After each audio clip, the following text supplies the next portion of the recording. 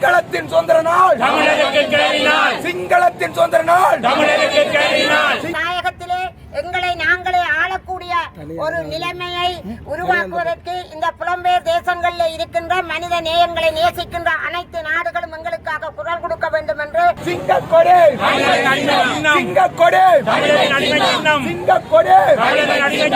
வடக்கு கிழக்கு கலைந்து காணாமலாக்கப்பட்டு உறவுகளுடைய சங்கத்தின் தலைவி ஜோராசா கனகரஞ்சினி இன்று இந்த இலங்கை அரசின் சுதந்திர தினத்தை ஒட்டுமொத்த தமிழர்களும் ஆகிய நாங்கள் ஒரு கரிநாளாக பிரகடனப்படுத்தி இந்த போராட்டத்தினை ஒரு கரிநாளாக உலகெங்கும் எடுத்து காட்டி எங்களுக்கு உண்மையான நீதியும் எங்களுடைய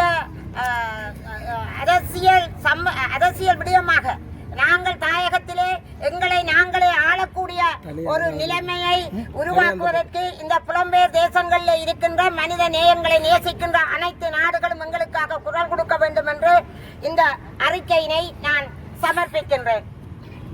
வடக்கு கிழக்கு வளைந்து காணாமல் ஆக்கப்பட்ட உறவுகளின் சங்கம் வடக்கு கிழக்கு மாகாணங்கள் இலங்கை அரசுக்கு சுதந்திர நாள், தமிழர்களுக்கு கரி நாள். இலங்கை அரசின் சுதந்திரமான பிப்ரவரி மாதம் 4ஆம் தேதி தமிழ் தேசத்தின் கரி நாள் என நாம் பிரகடனப்படுத்தியுள்ளோம். இத்தீவின் வடக்கு கிழக்கை தாயகமாக கொண்ட தமிழ் தேசத்தை ஆக்கிரமித்திருந்த ஆங்கிலேயர் தாம் கொண்டிருந்த ஆக்கிரமிப்புக்கு மேலாதிக்கத்தை இத்தீவின் பௌத்த சிங்கள தேசத்திடம் தாரை பார்த்த நாளே கரிநாளாகும். 1948ஆம் ஆண்டு முதல் இலங்கைக்கு சுதந்திரம் வழங்கப்பட்ட நாளில் இருந்து தமிழர்கள் தமது வாழ்வாதாரங்களை ஒவ்வொரு துறையிலும் இழக்கத் தொடங்கினர். 1956இல் கொண்டு வரப்பட்ட தனி சிங்கள சட்டம் மூலம் நமது மொழி பண்பாட்டு படுகொலையினை தொடக்கமாகும்.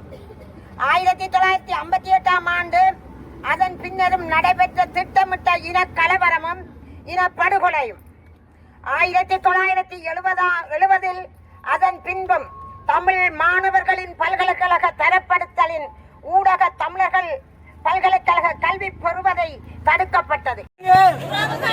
சர்வதேசமே